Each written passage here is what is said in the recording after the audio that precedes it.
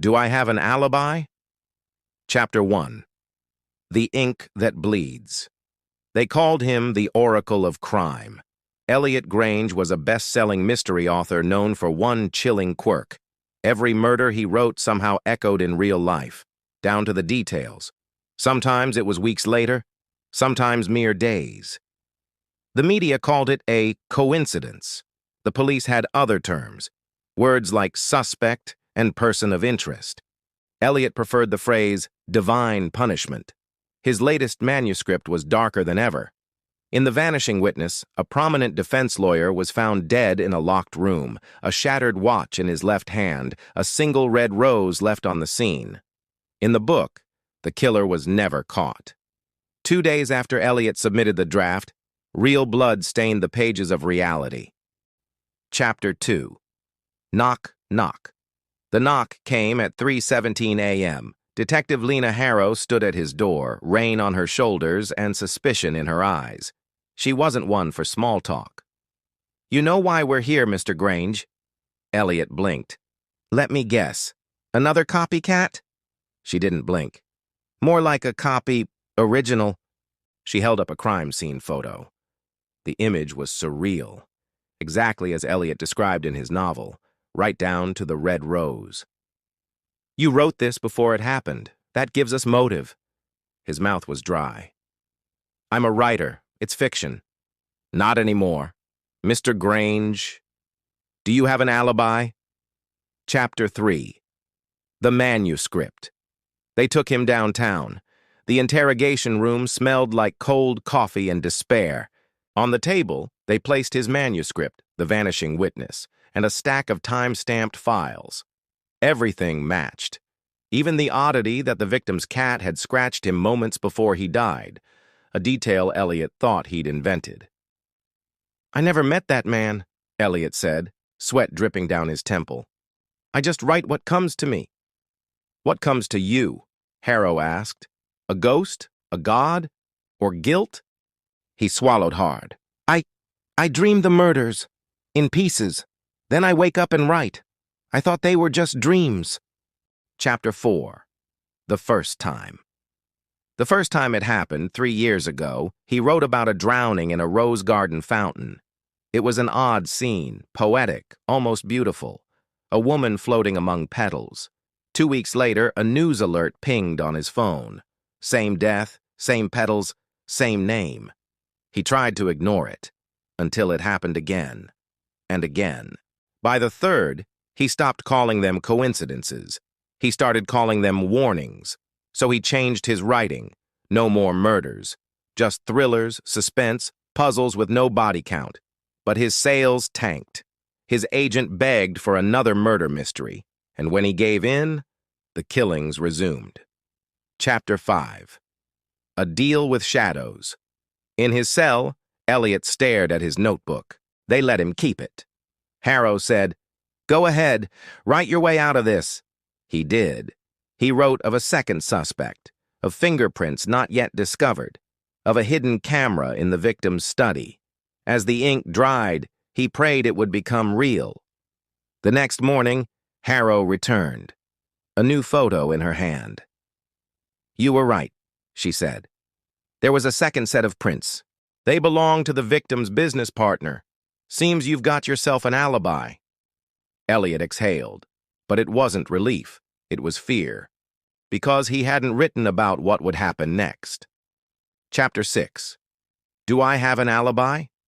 He was free. But as the press swarmed him outside the courthouse, microphones like knives, one question echoed louder than the rest. "Mr. Grange, did you really have an alibi?" He looked straight into the camera and said the truth. "No, I had a pen." Because deep down, Elliot knew he wasn't living his life. He was writing it, and someone, or something, was reading every word. Chapter 1. A Fatal Imagination. Elliot Grange stared at the blinking cursor on his screen. It was always the same.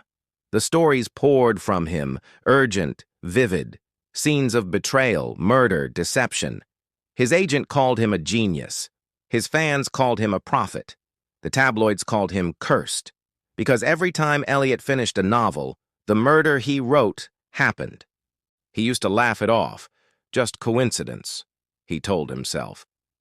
But the facts had stacked up like the bodies in his pages. The drowning in the rose garden, the woman in the elevator shaft, the fire in the old cathedral. Now, his newest manuscript, The Vanishing Witness, sat finished on his desk. A red rose lay beside a dead lawyer. Locked room, broken watch, no signs of entry. It was fiction. It had to be. Until the knock came. Chapter 2. 3:17 a.m. Detective Lena Harrow wasn't one for pleasantries. She stood on his doorstep, trench coat dripping rain, her eyes sharper than the badge she flashed. "Elliot Grange?" He nodded, confused, heart thumping in his chest like a war drum. "We need to talk." He barely had time to put on shoes before he was in the back of a police cruiser. Inside the station, photos were slammed onto the table. A man, real, dead, lay sprawled on a mahogany floor, a red rose on his chest, a broken watch in his hand, just like in Elliot's book. "You know him?" Harrow asked. "No." "You described his murder 4 days ago, almost word for word." "It was fiction." She leaned in, voice cold. "Mr. Grange, do you have an alibi?" Chapter 3.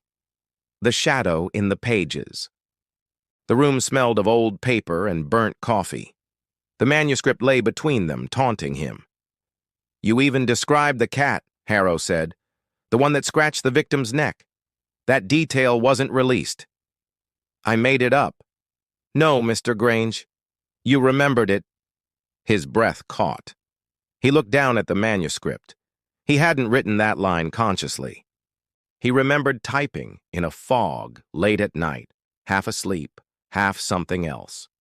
The dreams had returned then, murky visions, flickering scenes like old film reels. He never remembered them fully, but when he woke, his fingers knew. They wrote the stories before his mind could process them. And now a man was dead. A man he'd never met. A man who died exactly as he dreamed. Was he a prophet, or something worse? Chapter 4. The First Kill. 3 years ago, Elliot wrote about a woman drowning in a rose garden. A poetic piece, more love story than murder. 2 weeks later, it made the news. A socialite, dead in her estate's fountain, surrounded by red petals. His publisher was thrilled. The book sold out. But Elliot felt sick. Then came the second murder. A man stabbed in an antique bookstore during a poetry reading. Scene-matched page, no arrest, no motive. That's when he stopped. He wrote only thrillers, caper stories, puzzles. No blood, no death. But the fans didn't care for puzzles. They wanted crime. Real crime. And so, he gave in. Chapter 5. A Pact of Ink. Elliot sat alone in his cell. The room was cold, sterile. Detective Harrow had left him his notebook, more like a challenge than a courtesy. "Go ahead. Write another ending," she'd said. So he did. He wrote about a new suspect, a disgruntled business partner, greedy, careless, a hidden camera in the study, fingerprints left on a wine glass, a motive born of debt and desperation. When he finished, he stared at the words. Was this truth or wishful fiction? The next morning, Harrow came back, not with handcuffs, but with questions. "We found the prints," she said, "right where you said. We brought the partner in. He cracked." Elliot exhaled. "You're free."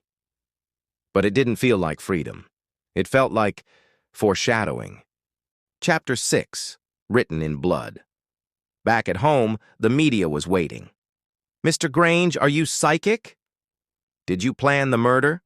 Is your next book going to predict the end of the world?" But one reporter's question chilled him to the bone. "Do you really have an alibi?" He didn't answer, because the truth was worse than any lie. He didn't have an alibi. He had a pen. And somehow, it was enough. But that night he couldn't sleep. His fingers ached. His mind buzzed. The notebook called to him. Blank pages. Endless possibilities. He sat down. He began to write.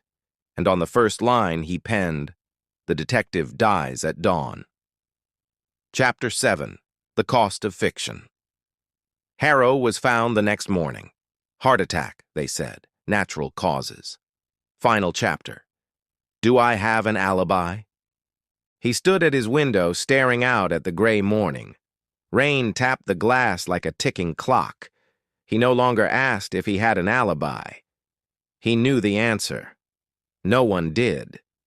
Because in the world Elliot Grange wrote, there were no innocents, only characters. And in his story, everyone was expendable, even the author. He turned to the page and kept writing. No foul play. No one suspected a thing, except Elliot. He checked his notebook. The words were there. He hadn't meant to. He just wrote them. That's when he realized. It wasn't a gift. It wasn't prophecy. It was a deal, a silent pact with something beyond understanding. He wrote fiction, and reality obeyed. But each story cost something, a piece of himself, a life, a soul. He could never stop now, because the moment he did, the pen would turn on him.